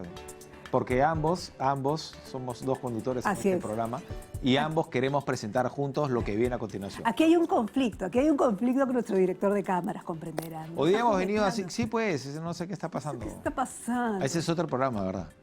No le hagas cherry pues al otro programa, ese es para el lunes, ya. ¿Con qué vamos, señor director? Vamos con Tacna, Martín Rincón, atención, ¿ah? Nos habla del retorno a las clases semipresenciales. Martín, buenos días. Gracias, compañeros. Al día de hoy en la región Tacna ya son 26 colegios los que están ofreciendo clases semipresenciales que benefician a más de 1.500 alumnos. Vamos a conversar con el director regional de Educación, Javier Lira, quien nos va a contar cómo así se ha retomado estas clases. Sí, efectivamente. Este es un proceso que se ha llevado a cabo en la primera instancia administrativa de acuerdo a la ley de educación que vendrían a ser las instituciones educativas. Los directores, junto a su equipo de padres de familia, docentes, se han autoevaluado y remitido la información a la UGEL Tacna y la misma que nos ha comunicado el retorno de estas 26 instituciones educativas. Director, ¿cuáles son los requisitos para que una institución educativa vuelva a dar clases, ¿no? Recordando también todo el tema de la pandemia en la que todavía nos encontramos. Sí, efectivamente, la norma es la resolución viceministerial 121, ¿no? 2021 EDET, donde específicamente se habla de 3 requisitos, ¿no? El primero de ellos es la ubicación donde se encuentra la institución educativa. Si es en el área rural, se entiende de que hay menos movilidad de personas, ¿no es cierto? Y hay menos posibilidad de contagio. El segundo requisito también es las condiciones que brinda la institución educativa. Todos sabemos que el Ministerio de Educación, a través del programa de mantenimiento escolar, ha brindado dineros a los directores de las instituciones educativas para que compren todos los insumos necesarios que les permitan desarrollar las labores de limpieza, ¿no? De lavado de manos, de las condiciones que se necesitan para garantizar la sanidad, ¿no es cierto?, en la institución educativa. Y el tercer y último requisito vendría a ser la aprobación de parte de los padres de familia para el retorno a la institución educativa. Es importante porque el padre de familia que tiene la tutela de su hijo o hija, ellos tienen que dar el visto bueno para el retorno y de esta manera podamos oficializar que realmente se retorne a la semipresencialidad. Director, en el caso de Tacna, ¿cuántos colegios de zonas rurales son los que ya están dando clases y cuántos aquí en la ciudad heroica? Bueno, en lo que es la región Tacna, más o menos son 20 las instituciones educativas de la zona rural que han iniciado y las otras 6, dentro de ellas se encuentran 3 instituciones privadas y el Cristo Rey, el Colegio Cristo Rey, el más grande en este caso, como institución privada que tiene algo de 1.300 alumnos, están ya en semipresencialidad. Durante estos casi 2 años de pandemia ha sido muy difícil lograr realizar las clases virtuales. ¿Cuál ha sido, digamos, este trabajo, ¿no?, que se ha llevado durante todo este tiempo? Efectivamente, ¿no?, tal como usted lo ha dicho, ¿no? En primer lugar, tenemos las condiciones en que se encontró al docente, ¿no? El profesional en educación nunca se le indicó que en el año 2020-2021 iba a llegar una pandemia y por lo tanto debería estar preparado en el dominio de las herramientas digitales.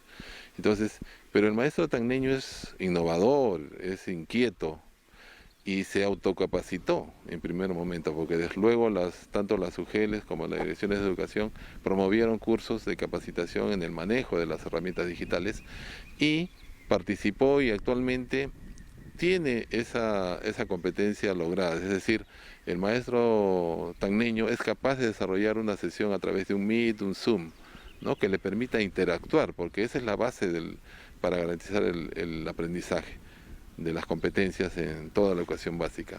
Es las preguntas y respuestas, la retroalimentación que brinda el maestro le permite realmente cerciorarse si el estudiante está aprendiendo o no.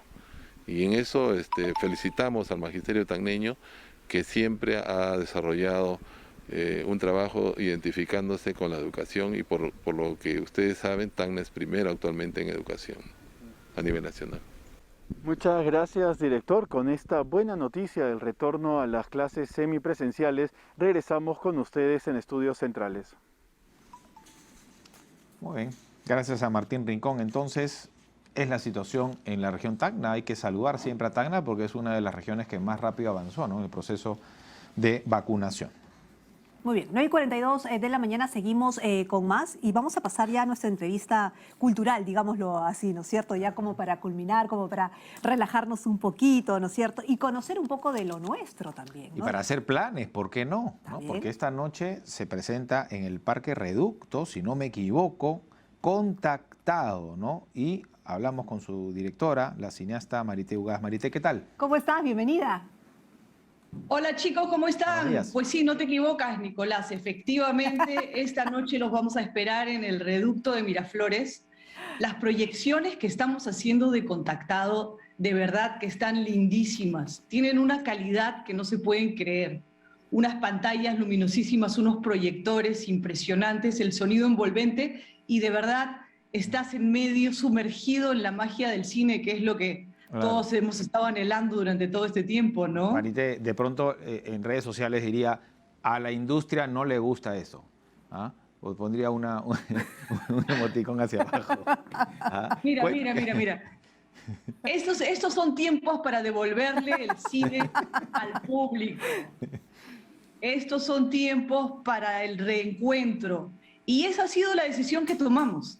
Llevar al cine a los lugares abiertos, realmente asegurándonos que el espectador se sienta seguro, confiado, aliviado de este virus que ha pesado tanto en el alma, pero sin embargo sin perder la sensación de estar realmente en una función presencial de cine que tanta falta nos hacía. Pero además al aire libre, ¿no? Lindo. Está buenísimo, Carla, no puedes creerlo. Además, de verdad, esta es nuestra 4ª o 5ª semana. Las funciones se han llenado, digo, manteniendo el aforo que nos pedía en cada lugar, qué sé yo, aquí solo podía entrar nada más que 120, ¡pum!, 140, tratando de ubicarlos, manteniendo la distancia. En algunos lugares, lamentablemente, se tuvo que quedar gente afuera, pero eso te está diciendo, te está hablando de verdad de las ansias, de la necesidad, de las ganas del espectador peruano por ver su cine. En este caso estamos trayendo Contactado, que es una película de muy buena calidad, paseó por festivales antes de llegar acá, se estrenó en Tribeca, justo a principios de este año, y se estrenó justamente al aire libre.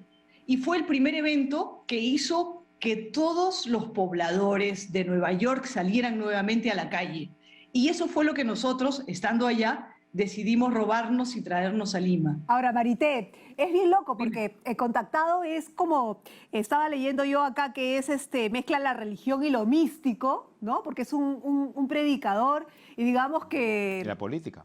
Claro, estamos en una época en que necesitamos un poco creer, ¿no? Entonces, como que cae perfecto. Así es, muy vigente, digamos. Necesitamos creer, pero también necesitamos estar muy atentos y muy alertas de quienes quieran manipularnos a partir de nuestra necesidad de creer.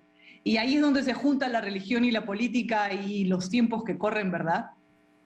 Bueno, ayer conversaba con Vania Macías precisamente qué está pasando sobre este festival Pura Calle y necesitamos también conectar, ¿no? Conectarnos nosotros y en este caso con Contactado, conectar, mejor dicho, con la sociedad, ¿no? Creo que también eso en plena pandemia pues nos va a ayudar a relajar un poco, ¿no?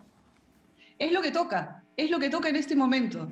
Es nuevamente reunirnos con los seres queridos, reunirnos con los amigos, volver a sentir que tenemos un futuro que cada vez está más cercano, que estamos saliendo de esta peste. Y eso es lo importante en este momento. Ahora, el arte es importante, sin duda, digamos, justo hablábamos con un especialista en salud mental, educador también, y hablábamos de que los chicos ya tienen que salir, nosotros mismos, los adultos, tenemos que ir saliendo y enfrentar nuestros miedos a esta pandemia, porque es la única manera de reconectarnos con nuestra sociedad y empezar a analizar y entender lo que nos toca vivir, no solamente en política, sino en nuestra vida diaria, y qué importante es el arte para ello, ¿no? Totalmente, totalmente. Con esta película que si bien estamos invitando al espectador a reflexionar justamente sobre la fe, el poder y lo delicado de la manipulación, lo que ofrecemos también en estas proyecciones al aire libre es que han estado siendo tan estimulantes que tanto nosotras, las creadoras, como los actores, hemos estado yendo a las funciones y luego de cada proyección nos quedamos platicando.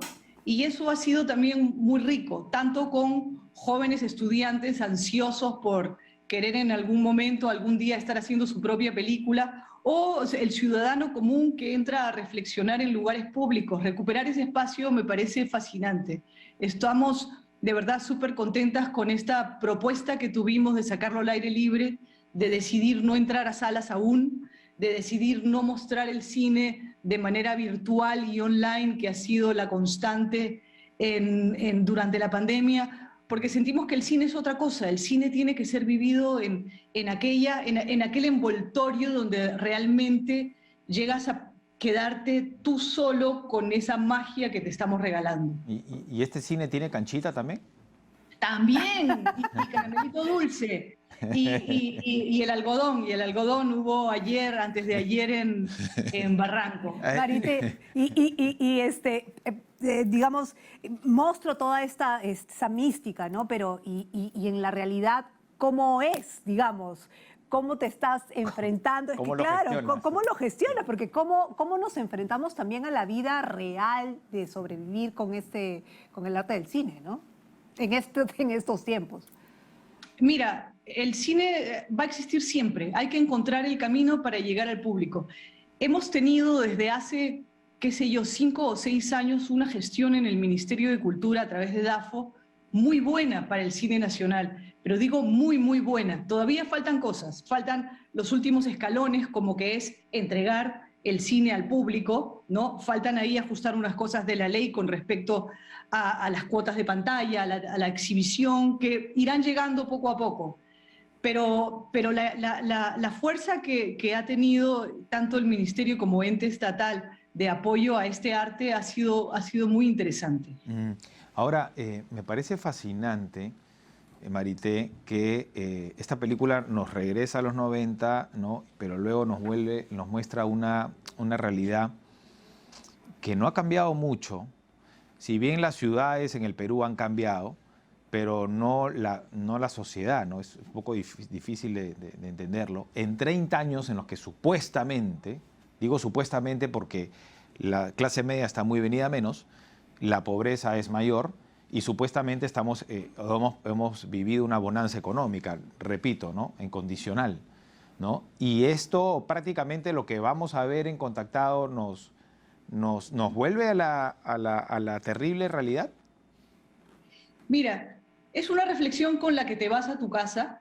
Efectivamente, pasa que ahora entramos en una coyuntura global, ¿no? Estamos en una situación delicada en todos lados. Estuvimos la semana pasada en Sao Paulo, en Brasil, y la cosa era estremecedora también. Bueno, con un presidente negacionista está más complicada la cosa.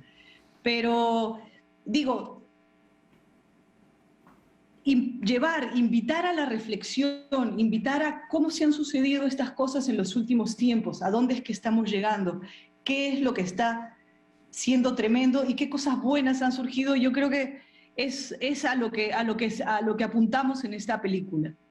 Y una cosa que es también ha sido muy estimulante, por ejemplo, mostrarla internacionalmente y que la gente descubra lo que son la cantidad de huacas que tenemos en Lima. La gente conoce Perú, conoce Machu Picchu, conoce los Andes, pero no sabe que Lima está repleto de estas maravillas que son las huacas. Y que eso sí, en estos últimos 20 años se han puesto a valer, realmente le han metido todo el punche y son ahora unos lugares turísticos espectaculares. Eso, por ejemplo, cuando salgamos de este monstruo, podría ser como súper potencializado, ¿no? Otra cosa que es fascinante es la relación del peruano con el fenómeno extraterrestre. Más allá de los cultos y los templos, hay una cosa muy natural del ciudadano común de ciertos lugares con relación a los avistamientos, que también es una invitación para la curiosidad. Chilca. Estoy hablando, por ejemplo, de eso, ¿no? De cómo atraer internacionalmente el turismo. Puede ser una reflexión también que hace esta película. Por ejemplo, hoy vamos a estar en el Reducto y mañana vamos a estar en Pucusana y estamos invitando a toda la gente del Sur Chico a que vaya a esta función donde siento que va a ser bastante especial frente al mar. Y la próxima semana seguimos teniendo proyecciones, vamos a estar en La Punta y vamos a estar en el MAC de Barranco nuevamente con una pantalla LED que no se puede creer. No hay que... Bueno, nosotros no hemos visto la película, pero sin necesidad de verla y ya con el tráiler, creo que muy bien elegido Baldomero, ¿no? Que regresa, por cierto, a la actuación. Y para ese papel, ¿no? Que estamos hablando. ¿No? De todas maneras. Yo estoy muy orgullosa de él, está muy bueno, está muy bueno. Y no solo él, digo, y también está Miguel Dávalos, su primera película, y ese chico va a dar mucho que hablar en el futuro, es tremendo, y el trabajo que hacen juntos, porque es una integración de ambos, está muy bien, y la gente sale muy contenta del trabajo actoral de todos los que aparecen, los personajes que llegan a interpretar, son muy sólidos, están Ahora, bien. Quiero rescatar un tema ahí bien interesante que has nombrado, que es el tema de por qué no convertirnos en un país turístico de avistamiento, ¿no? Porque sé que en Chilca, ¿no? Es impresionante que creo que hay una fecha específica donde llegan no sé cuántas gentes vienen a... Vigilias. No, sí, hacen vigilias, de verdad. Todavía la siguen haciendo y son muchos lugares del Perú, muchísimos. En los Andes hay un montón. Y qué sé yo, el otro día estaba viendo un programa donde Chile se anuncia como el faro intergaláctico de Sudamérica. Claro. ¿No? No, claro, es que todos lados venden tenemos hasta que ponernos piedras las y nosotros no pilas vendemos también. lo que tenemos, ¿no? Claro. Exacto. No, y ha sido fascinante de verdad hacer esta película y recorrer todos estos lugares con los pobladores que realmente tienen estas creencias que para muchos pueden ser locas y desorbitadas, pero que se me hacen entrañables y que además apuestan a una imaginación fantástica. Son parte de nuestra cultura. Chiquita, hablábamos de la industria, ¿no? Esto va al aire público, perfecto, Marité, pero ¿podríamos verlo, por ejemplo, en una plataforma ya después? Sí, en enero sale en plataformas, todavía no puedo decir en cuál. Ok.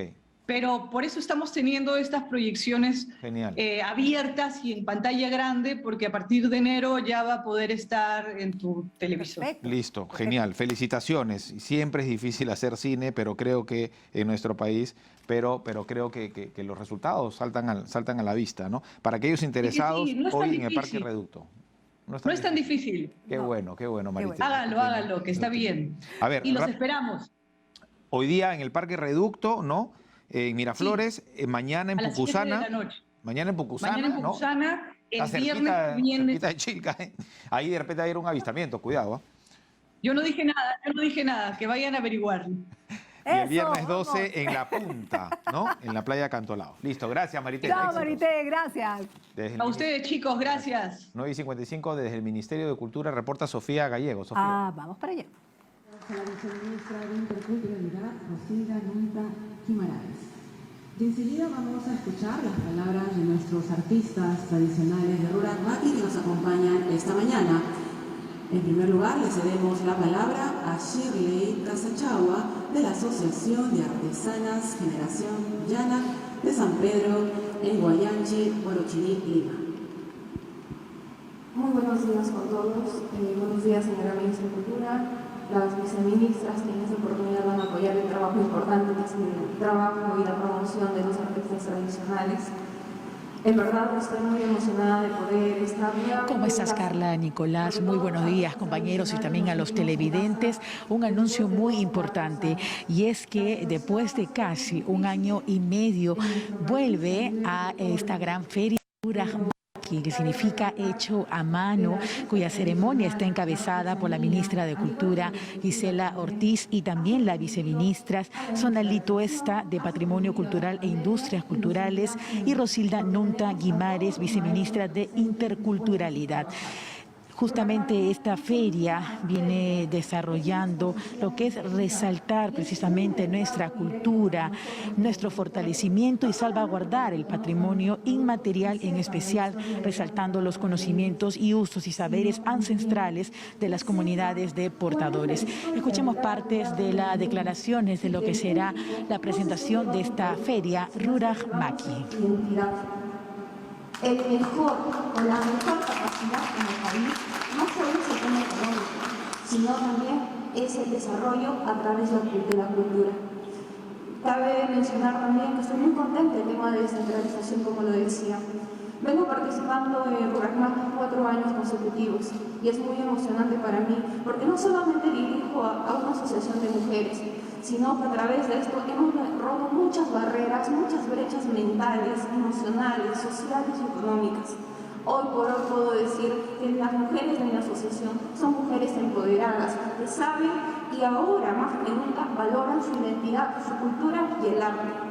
Cada vez que yo piso el suelo de este ministerio y sobre todo con el apoyo de Rurak Maki y ofrezco mi identidad, mi cultura, simplemente a cada uno de los clientes le digo qué es la cultura de cada lugar y que aprendan a valorar. No podemos pedir que valoren. Parte de la presentación de la feria Rurak Maki, hecho a mano. Solo comentarte rápidamente, compañeros, que este año regresa con una nueva visión que no solo se desarrollará en Lima, sino de manera descentralizada. Adelante con ustedes, compañeros. Gracias a Sofía Gallegos. El Ministerio de Cultura informa a través de su cuenta en Twitter que la ministra Gisela Ortiz sostiene primera reunión de trabajo con Sonali Tuesta, viceministra de Patrimonio Cultural e Industrias Culturales, y Rosilda Nunta, viceministra de Interculturalidad, para tratar los principales retos del sector en su gestión. No solemos hacerlo, estoy seguro que Carla estará de acuerdo conmigo, pero queremos desearle éxitos a Sonali, ¿no? Que es una gran persona, un gran ser humano. Y creo que desde su puesto hoy, cargo hoy, creo que va a hacer mucho, ¿no?, por la cultura en nuestro país. Ya lo hizo a través de TV Perú por muchos años. Desde aquí le mandamos un abrazo, por supuesto, y toda la suerte del mundo para que pueda hacer todo lo que ella quiera, trabajando por todos los peruanos. Y solamente recordarles que hoy Rurak Maki hecho a mano en el Ministerio de Cultura. Nos vamos, segundos nada más nos separan de las 10 de la mañana. Tengan un gran sábado y un gran fin de semana. Chao, hasta el próximo sábado.